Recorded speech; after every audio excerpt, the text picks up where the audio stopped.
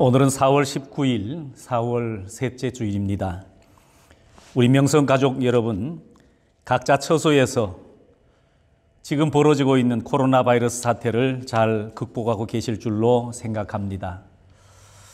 이 사태가 속히 끝나고 주의 성전에 다시 모여 함께 예배하는 날이 속히 오기를 소망합니다. 자, 오늘도 이렇게 주일 예배를 유튜브 방송으로 대신합니다.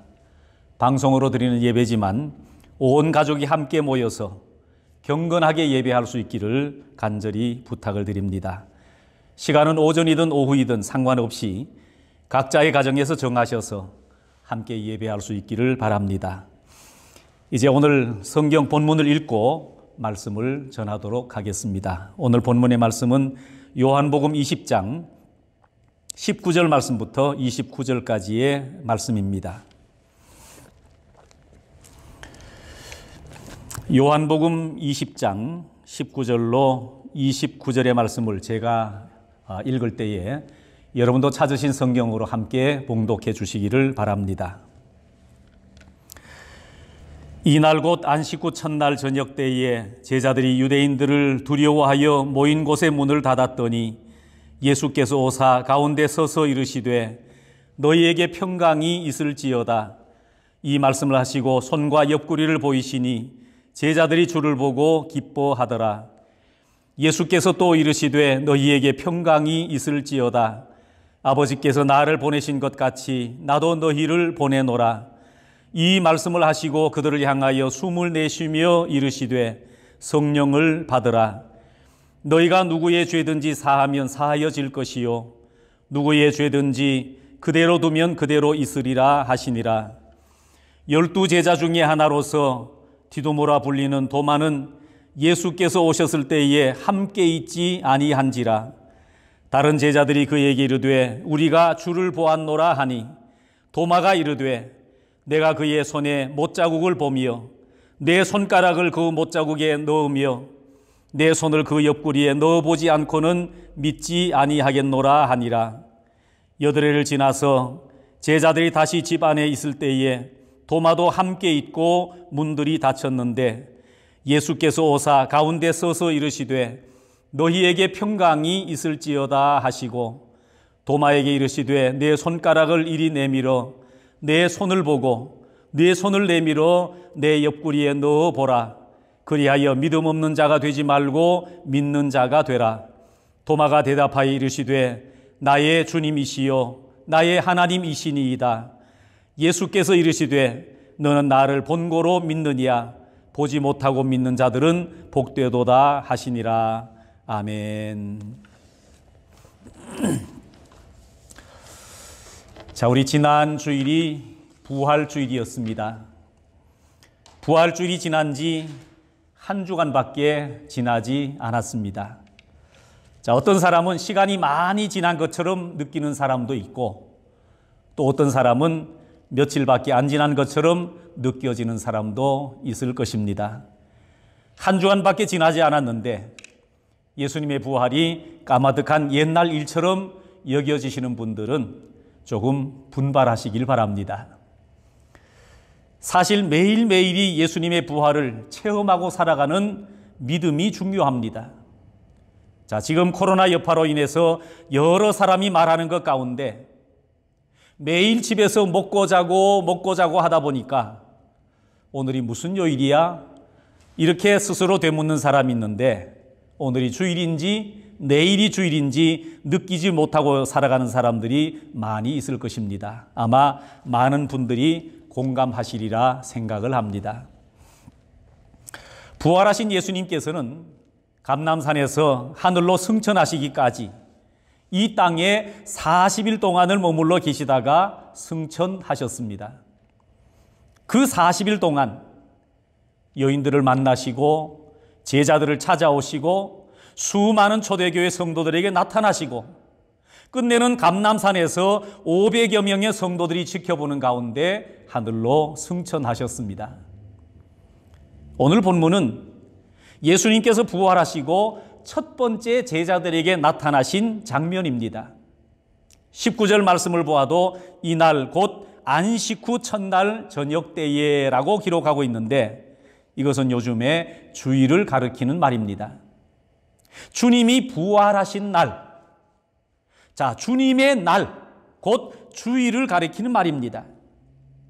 하나님께서 하나님 앞에 예배하는 그 날을 이때부터 주일이라고 불렀는데 예수님께서 부활하신 날을 기념하는 날입니다. 자, 로마인들은 이 날을 태양의 날, 선데이라고 불렀습니다. 그래서 주 321년 로마의 콘스탄틴 대제가 주일을 주간의 첫날로 정하고 이 날을 공휴일로 정하면서 모든 것을 쉬고 하나님 앞에 예배하는 날로 정했는데 오늘날까지 이루고 있습니다. 자, 아무튼 이 날에 제자들은 문을 걸어 잠그고 한 곳에 다 같이 모여서 불안하게 숨어 있습니다. 자, 예수님이 십자가에 달리신 이후에 제자들은 사회의 선동자로 몰려서 언제 사내들인의 군사들이 체포하러 들이닥칠런지 그렇게 불안한 상황 속에서 문을 걸어 잠그고 있었습니다. 자, 문제는 이렇게 문을 걸어 잠그고 있는 그곳에 예수님께서 오셔서 가운데서 계셨다고 하는 것입니다. 그리고 제자들을 쭉 둘러보시면서 말씀하시기를 너희에게 평강이 있을지어다 이렇게 말씀하셨습니다. 자, 십자가에서 죽으셨던 예수님께서 그 자리에 나타나셨던 것도 놀라운 일이지만 예수님께서 첫 번 내뱉으신 말씀이 또한 놀라운 말씀입니다. 너희에게 평강이 있을지어다. 지금 이 위기 상황 속에서 해야 될 말이 참으로 많았을 것입니다. 너희들은 괜찮으냐? 뭐 이런 말을 할 수도 있겠고 또 베드로를 향해서 너희 놈 그럴 수 있느냐? 네가 나를 3번씩이나 모른다고 부인을 해? 배은망덕한 놈. 뭐 그런 것 아니면 지금까지 나의 말씀을 듣고 나를 따르던 그 많은 백성들은 다 어디 있느냐? 뭐 그 외에 수많은 말들을 할 말이 참 많이 있었을 텐데 그 말들을 다 제쳐놓고 딱 한마디 말씀을 하셨습니다. 너희에게 평강이 있을지어다. 자, 이 평강이 무엇이길래 이 위기의 순간에 해야 될 말이 많은데 이 말씀을 하셨을까요? 자, 평강. 히브리어로는 샬롬이라고 부릅니다. 헬라어로는 에이레네라고 이렇게 부르는데 들어는 보셨지요? 둘 다 평강이라고 하는 말인데 어쩌면 이 평강이야말로 우리의 삶 가운데 또 우리 신앙생활 가운데 가장 필요하고 가장 큰 축복이 아닐 수 없습니다. 자, 우리가 인생을 살면서 가장 힘들고 무거운 것이 있다면 그것은 평강을 잃어버린 것입니다. 자, 평강이 없는 삶은 불안 그 자체일 것입니다. 사람이 불안하면 영적으로도 억눌림을 받고 육신의 삶에 있어서도 스트레스를 받거나 삶의 불안감으로 말미암아 정신적으로 육체적으로 질병이나 고통을 받게 되는 겁니다. 모든 삶의 문제가 평강이 없기 때문에 나타나는 것들입니다. 자, 성령이 하시는 일 가운데 다양한 일들이 있지만 그 가운데 하나는 우리에게 평안을 주시는 일입니다. 지금 성령의 역사가 없는 제자들은 아무 일도 나타나지 않았는데도 문을 걸어 잠그고 숨어서 숨을 죽이고 있습니다. 똑같은 제자들인데 사도행전에 나타난 성령 충만한 제자들을 보면 문을 열고 밖으로 나가서 예수 부활을 얘기하면 고난받고 핍박을 당한다고 하는데도 저들은 문을 열고 밖으로 뛰쳐나갔습니다. 평강이 없으니까 아무런 일이 없는데도 불안에 사로잡혀 숨어 있는데 평강으로 가득 차지니까 핍박이 있는데도 숨지 않고 담대히 예수의 부활을 외치면서 저들은 살았습니다. 자, 그렇다면 이 평강을 누가 가져다 주는가 하면 성령님이 주신다라고 성경은 말씀하고 있습니다. 그래서 제자들에게 나타나신 예수님께서 두 번째 하신 말씀도 22절에 보니까 그들을 향하여 숨을 내쉬며 이르시되 성령을 받으라 말씀하셨습니다. 자, 평강이 있을지어다 라는 말과 성령을 받으라는 말을 서로 대입을 시켜보면 이 평강은 성령을 통해서만 주어진다라는 겁니다. 그래서 예수님 승천 이후에 제자들과 초대교회 성도들이 이 성령의 충만함을 경험했습니다. 그 이후에 수많은 서신을 기록했던 사도 바울을 통해서 계속 강조된 말씀이 무엇입니까? 성령 충만을 받으라 하는 말씀입니다. 예수를 잘 믿는 사람들은 평강으로 가득 찬 삶을 살아가는 사람들입니다. 그래서 그렇게 평강으로 가득 채워지니까 그것이 어디로 나타납니까? 얼굴을 통해서 나타납니다. 얼굴이 활짝 피는 거지요. 그래서 예수 믿는 사람, 세상 사람처럼 걱정도 있고 근심도 있고 염려도 있습니다. 없는 게 아닙니다. 그러나 평강으로 가득 채워져서 불안, 걱정, 염려에 매이지 아니하고 평강이 넘쳐서 얼굴이 밝고 활짝 피게 됩니다. 그래서 예수를 잘 믿는 사람의 얼굴을 보면 분명히 무엇인가 다른 것을 느껴볼 수가 있다는 겁니다. 자, 이렇게 제자들에게 나타나신 이 사건을 통해서 초대교회 이단들에 의해서 나타났던 예수님의 부활을 덮으려고 하는 사건이 무엇이었습니까? 그 가운데 가장 많이 얘기됐던 것이 환상설이었습니다. 예수님이 다시 살아나신 것이 아니라 너무너무 사모하다 보니까 문을 걸어 잠궜는데 환상을 보았다라는 겁니다. 봐라! 죽은 사람이 살아났다고 하더라도 어떻게 문을 걸어 잠궜는데 스르륵 이렇게 나타날 수 있느냐 하는 겁니다. 그러니 너희들이 환상을 본 것이다. 이렇게 주장을 하게 되는 겁니다. 자, 이렇게 주장을 하면 아무도 거기에 대해서 반박을 하지 못합니다. 여기에 우리의 약점이 있다라는 거예요. 그러나 그 다음 24절 이하를 보십시오. 아마 예수님이 나타나셨을 때에 그 자리에 모인 제자들 사이에 도마가 있지 않았던 것 같습니다. 그러니 다음에 이 제자들이 부활하신 예수님을 만났던 제자들이 도마를 만났을 때에 이구동성으로 말했습니다. 뭐라고요? 25절 말씀입니다. 우리가 주를 보았노라. 우리가 부활하신 주님을 보았노라. 자, 거기에 상황을 덧붙이면 우리가 문을 걸어 잠그고 있었는데 예수님께서 스르륵 나타나셨다. 손과 옆구리를 보여주셨는데 못자국, 창자국이 그대로 있더라.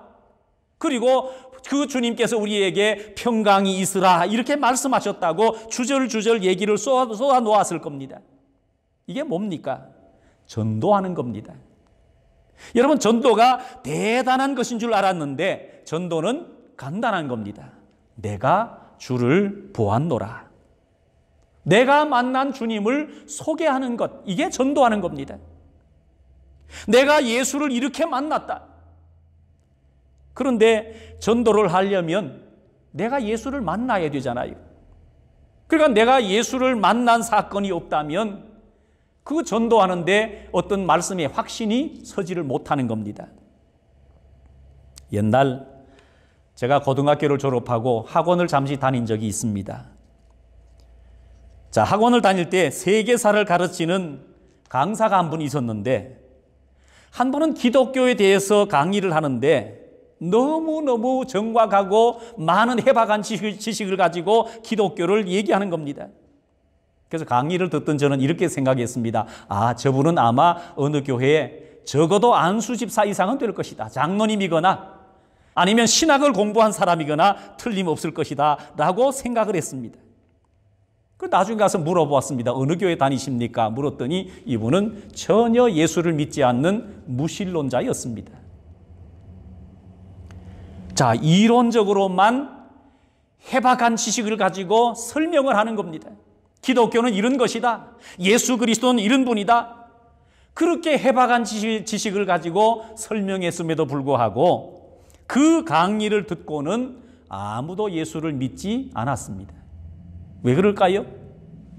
이론적으로는 해박한 지식을 가졌는지 몰라도 내가 예수를 만난 경험이 없는 겁니다. 만약에 내가 예수를 만난 경험이 있다면 내가 주를 보았다, 이 얘기가 달라지는 겁니다. 그분의 말씀, 그분의 행동 하나하나, 그분의 몸짓 하나 상세하게 얘기할 수 있는 거지요. 이게 바로 전도라는 사실입니다. 우리가 주를 보았노라. 이 정도 얘기하려면 여러분 예수를 만나야 되지요. 그래서 제자들이 이 도마에게 이렇게 우리가 주를 보았다 설명했는데 이 정도면 그래? 참 좋았겠구나. 그래, 내가 그 사실을 믿을게. 이래야 되는데 도마는 믿지 않고 딴소리를 합니다. 오늘날 대부분의 사람이 이렇습니다. 사실 이 정도만 되어도 괜찮습니다. 그런데 도마는 내가 직접 손에 못자국을 보고 내 손가락을 그 못자국에 넣어보고 내 손을 옆구리에 그 창자국을 손을 넣어보지 않고는 믿지 아니하겠노라. 이 도마가 되게 의심이 많은 사람이었습니다. 8일이 지났습니다. 그가 다시 말하면 다음 주일이 되었다라는 거지요.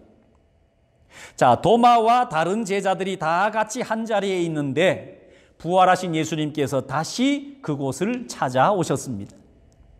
상황은 똑같습니다. 문들이 다 잠겨져 있는데 예수님께서 또 스르륵 나타나셔서 한가운데 서 계십니다. 그리고 똑같은 말씀을 하십니다. 너희에게 평강이 있을지어다. 그리고 도마를 불러서 주님께서 도마에게 말씀하십니다. 네 손가락을 이리 내밀어 손에 있는 못자국도 보고 옆구리에 창자국에 네 손을 한번 넣어봐라.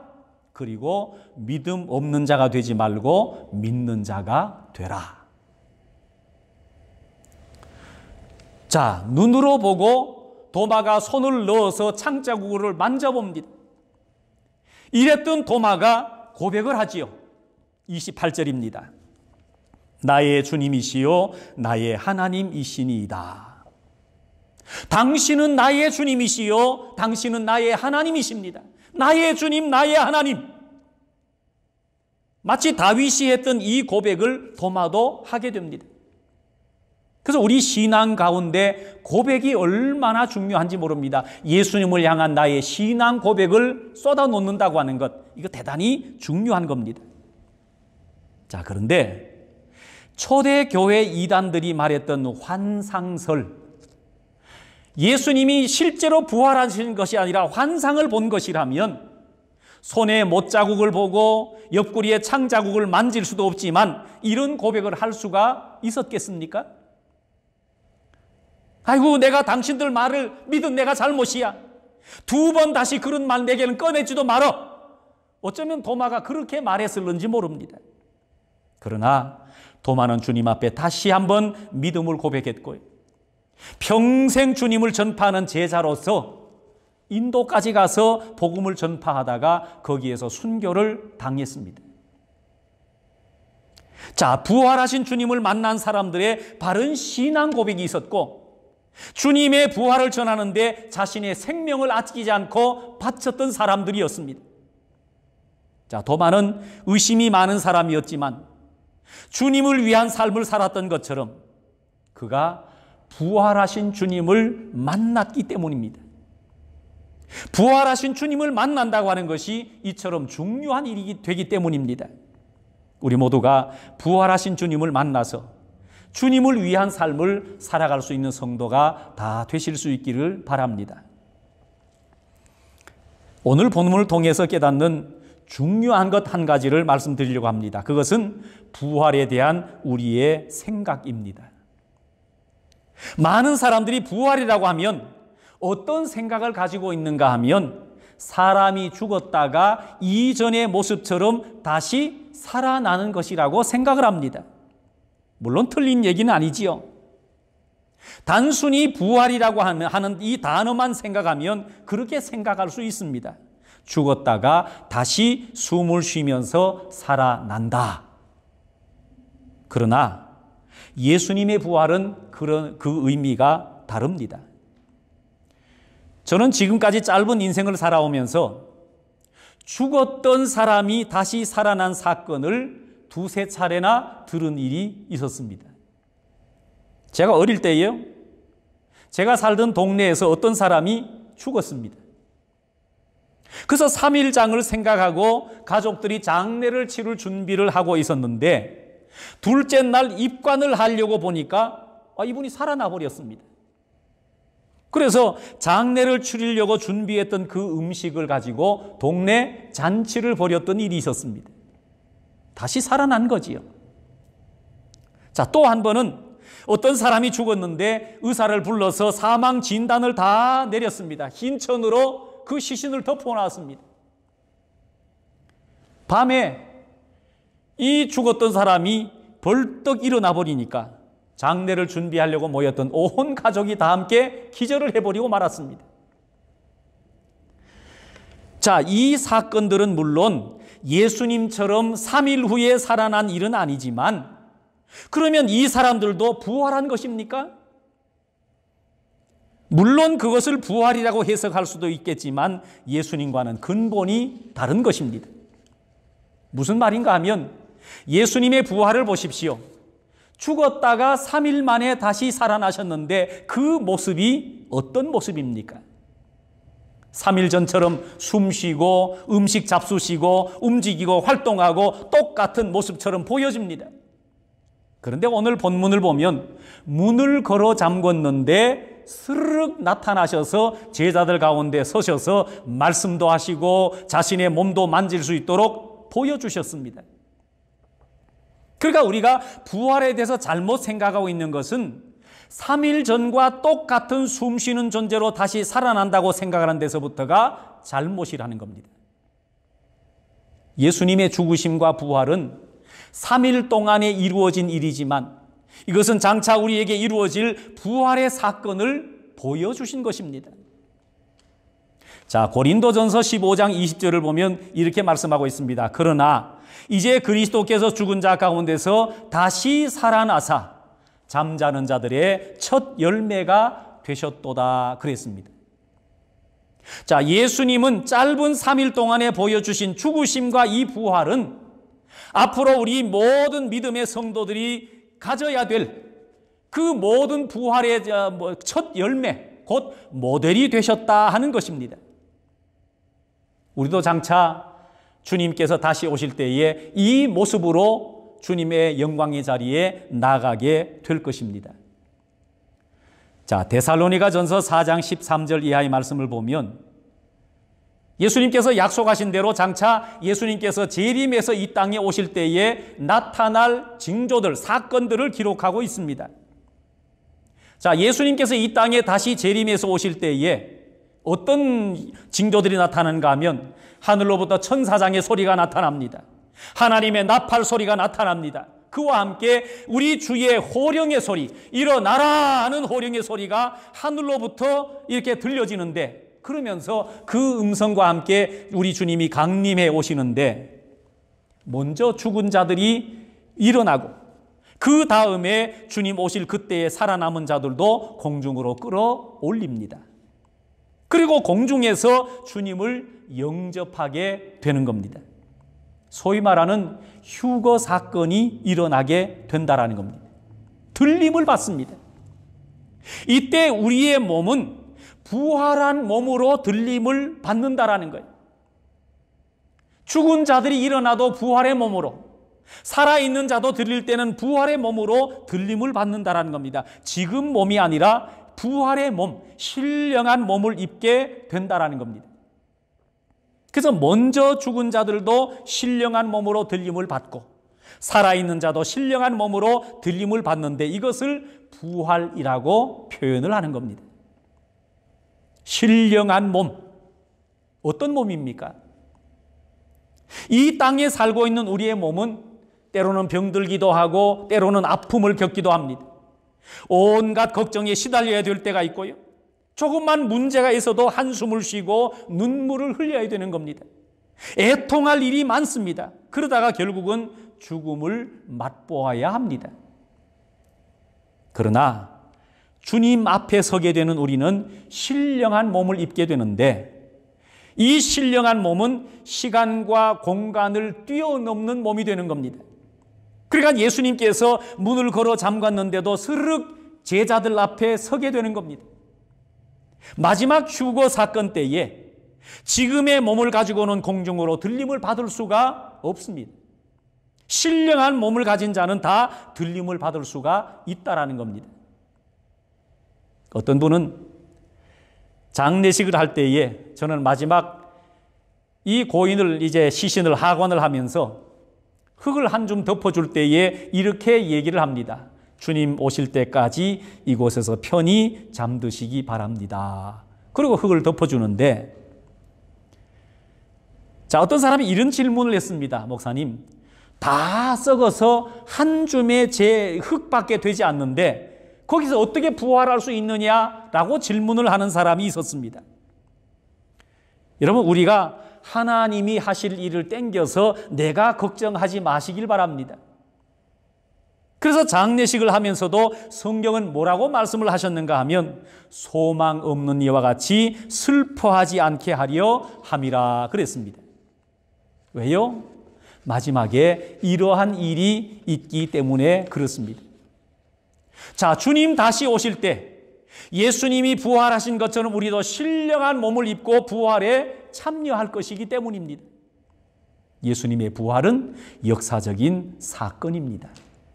이것은 과장도 꾸며낸 얘기도 아니며 성경은 있는 사실 그대로를 말씀하고 있는 것입니다. 자, 부활 사건이 꾸며낸 얘기라면 지나간 2000년의 그 긴 시간을 지나면서 아마 다 사라져버렸을 겁니다. 그러나 수많은 이단들이 이것을 덮으려고 했지만 오늘까지 예수님의 부활 사건은 덮여지지 않았습니다. 그것은 부활이 역사적인 사실이기 때문에 그렇습니다. 그러므로 예수님의 부활에 대해서 이단들이 말했던 시체 도난설, 환상설 이런 것들은 다 거짓 이론에 여러분 불과하기 때문에 귀를 기울일 필요도 없고 부활 신앙이 흔들릴 이유가 전혀 없다라는 것입니다. 주님께서 약속하신 대로 다시 오실 그날까지 예수님의 부활 사건은 계속 전파될 것입니다. 예수님께서 부활하신 이후에 40일 동안을 이 땅을 두루 다니시면서 제자들을 비롯한 수많은 초대교회 성도들에게 부활하신 것을 직접 목격하게 하신 것은 우리 믿음에 있어서 부활이야말로 중요한 것이고 이 부활 신앙이 우리 믿음을 이어가게 해주는 믿음의 원동력이 되기 때문입니다. 오늘도 도마처럼 의심의 자리에 있었다 할지라도 돌아서서 예수 그리스도를 다시 고백하는 굳건한 믿음의 자리에 설 수 있기를 바랍니다. 특별히 요즘처럼 코로나 바이러스 사태의 어려움 가운데 있을지라도 흔들리지 않는 부활 신앙으로 주님께 영광을 돌리는 복된 성도가 다 되실 수 있기를 주님의 이름으로 축원합니다. 기도하겠습니다. 부활하셔서 영광 중에 계신 주님, 주님이 부활하셨기에 오늘 우리에게 새로운 소망을 가지고 살게 하시니 감사합니다. 이 부활 신앙을 가지고 날마다 주님의 영광을 위해 살게 하시고 이 땅에 소망을 두고 사는 인생이 아니라 저 영원한 천국 소망을 두고 살아가는 저들이 다 되기를 원합니다. 도마처럼 의심 많은 믿음의 자리에서 주님을 나의 주님, 나의 하나님이라고 고백하며 살기를 원합니다. 오늘 곧 힘들고 어려운 이 현실 가운데서도 부활신앙을 가지고 살아가는 우리 명성의 모든 가족들에게 영적으로도 육신적으로도 더 풍성한 삶을 살아갈 수 있도록 축복해 주옵소서. 주님이 영광 받으시길 간절히 원하옵고 예수님의 이름으로 기도하옵나이다. 아멘.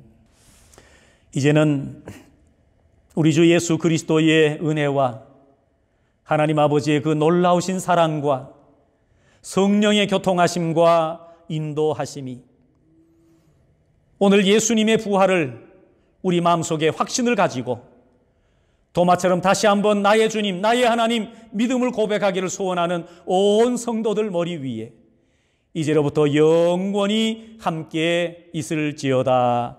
아멘.